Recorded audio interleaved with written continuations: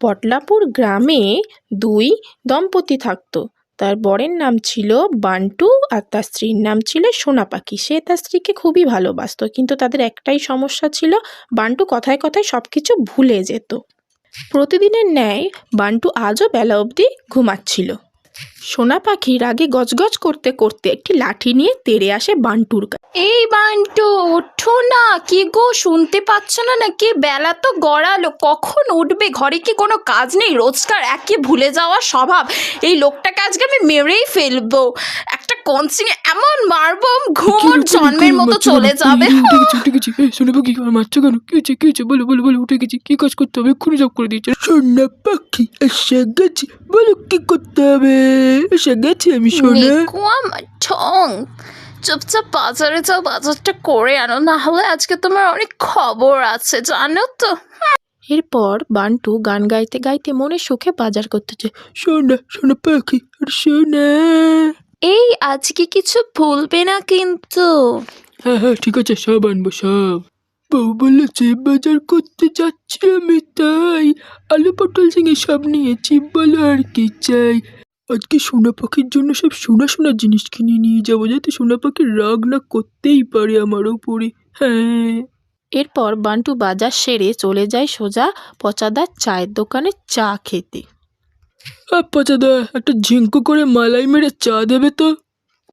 আরে বান্টু, তুমি রাস্তা মনে করে এসেছো আজকে? তাহলে অন্যবারে তো রাস্তা ভুলে যাও। হ্যাঁ, আমাকে কি তুমি হালকায় নিচ্ছ পচাদা? আমি হলাম বান্টু। চলো চলো, চা দাও তো দেখি। এরপর বান্টু চা খেতে খেতে তার বাজারের ব্যাগের কথা একেবারেই ভুলে যায়, আর একটি চোর সুযোগ বুঝে সেই ব্যাগটি তুলে নিয়ে সেখান থেকে চম্পট লাগায়। বান্টু মনের আনন্দে চা খেয়ে তো বাড়ি ফিরে আসে, আর বাড়ি ফিরে এসে সে মনের সুখে আবার নিজের ঘরে যায়, গিয়ে বেশ ভালো করে মজা করে শুয়ে পড়ে। এই কি গো, বাজার কোথায়? আজকেই দেখো আমি বাপের বাড়ি চলে যাব। তুমি এরকম সব সময় করো। আমি চললাম, তুমি থাকো। আরে আরে সোনা পাখি, রাগ করো না, ভুল করে ফেলেছি। ক্ষমা করো, ক্ষমা। যেও না, আমাকে ছেড়ে যেও না। দাঁড়াও বলছি, দাঁড়াও সোনা পাখি, দাঁড়াও। বাবা, আমি ওই ভোলা লোকটার সঙ্গে আর সংসার করবই না, কোনোভাবেই করব না। কথায় কথায় সব কিছু ভুলে যায়, কোনো কাজও ঠিক করে করতে পারে না, অসভ্য লোক একটা। সোনা পাখি চলে সোনা গেল। পাখি তো রাগ করে বাপের বাড়ি চলে যায়, কিন্তু এদিকে বান্টু সোনা পাখির জন্য অস্থির হয়ে রয়েছে। সে ঠিক করে যে সে সোনা পাখিকে তার বাপের বাড়ি থেকে আনতে যাবে, কিন্তু যাওয়ার পথে ঘটলো এক অদ্ভুত ঘটনা। সে সোনা পাখির বাড়ির জায়গায় অন্য এক ভদ্রলোকের বাড়ি গিয়ে ডাকতে থাকে। সোনা পাখি, ও সোনা পাখি। এই কে রে হতভাগা?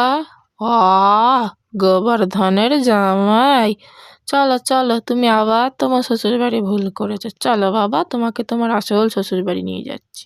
এরপর তারা সোনা পাখির বাড়ির উদ্দেশ্যে রওনা দেয়। সোনা পাখি, সোনা পাখি, সোনা সোনা পাখি। বাইরে এসো, আমি তোমাকে নিতে এসেছি। চলো চলো, বাড়ি যাবে, চলো।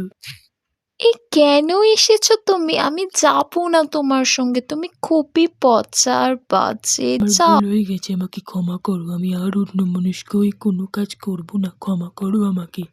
এরপর সবার অনুরোধে সোনা পাখি বান্টুর সাথে তার শ্বশুরবাড়িতে ফিরে যায় এবং তারা সুখে শান্তিতে থাকে।